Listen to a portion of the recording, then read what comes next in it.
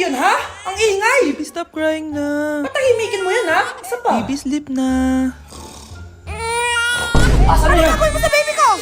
Yung anak ko! Ay, ito na talaga yun. Iiwan ko na ang Pilipinas. Bye, Philippines. Hello, Boracay. Nay, nagugutom na ako. Mahal yung pagkain dito, anak. Sige na, Nay. Nasusuka na ako. Isa lang, ha? Miss, magkano tong biskwit? 70 pesos po. 70?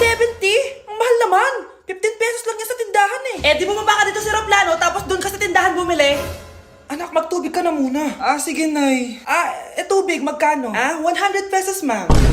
Okay, umupo tayo na maayos dahil malapit na po tayo mag-landing. Ayun, malapit na tayo. Teka lang.